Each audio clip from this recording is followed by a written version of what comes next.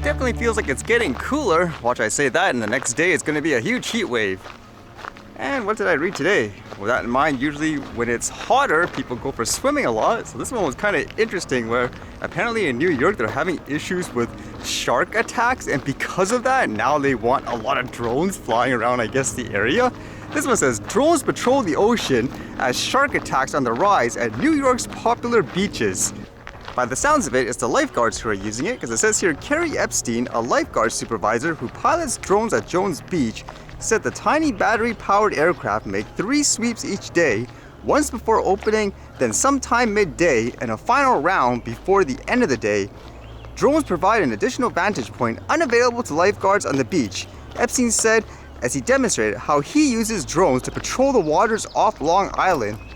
And as they say, I guess for the lifeguards, you can see what's in front of you but not straight down, which is where the drones will come in handy. And with that, they're increasing, I guess, their fleet of drones, because it says Governor Kathy Hochul announced the addition of 10 drones to its squadron, bringing the total to 18 that can be used to monitor shark activity along her state's beaches.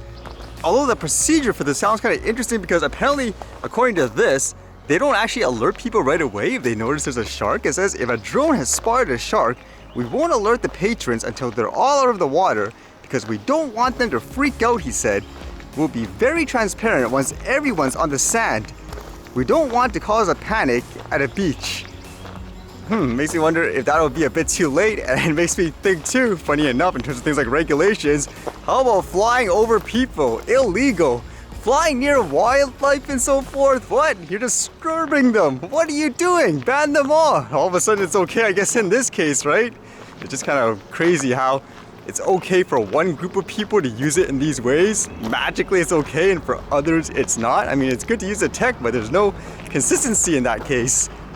With that, it was kind of interesting reading this. Would you consider a robot to be better at creating unbiased, let's just say, things like regulations and all that? Because this one here says, 9 robots held a press conference and said they could be better leaders than humans. Robots told reporters Friday they could be more efficient leaders than humans, but wouldn't take anyone's job away and had no intention of rebelling against their creators.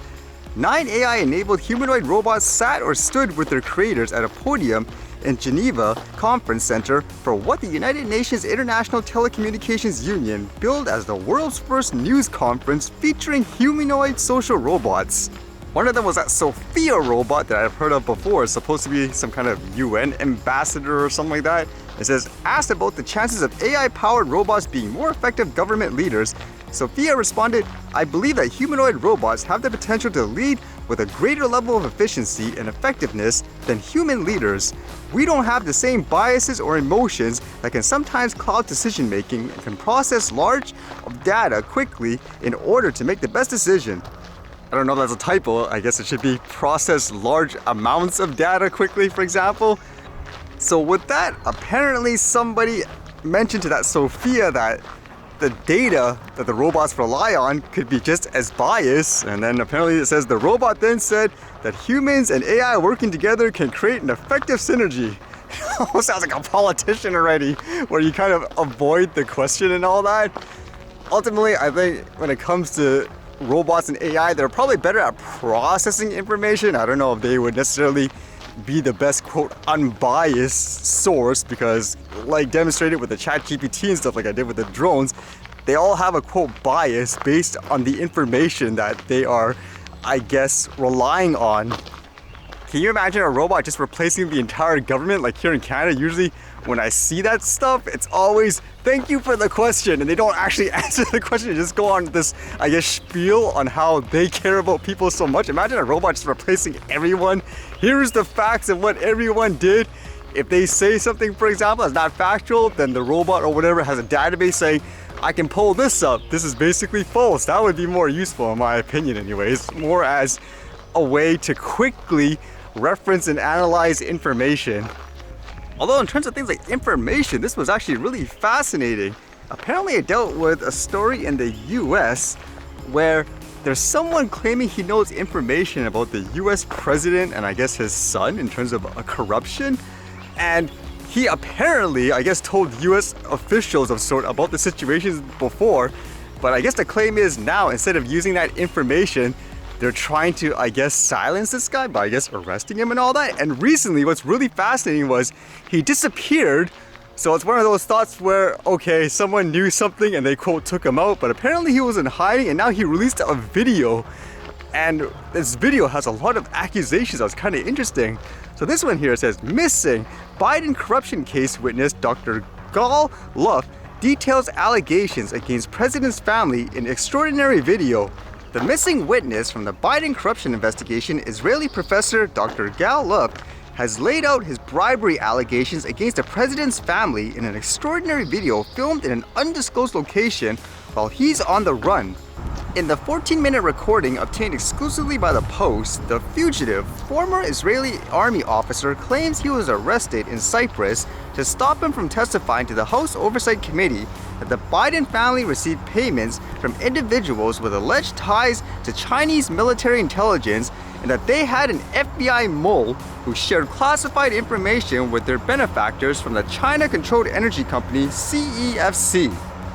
The self-proclaimed fall guy says he provided the incriminating evidence to 6 officials from the FBI and the Department of Justice in a secret meeting in Brussels in March 2019, but alleges it was covered up. So it's kind of crazy, as from what he's describing, it's playing out to be like some kind of movie where he basically thought he saw something wrong, he reported it to the officials, but then the alleged, I guess, claim here is all those officials that he reported to are corrupt as well, like they're all in on it.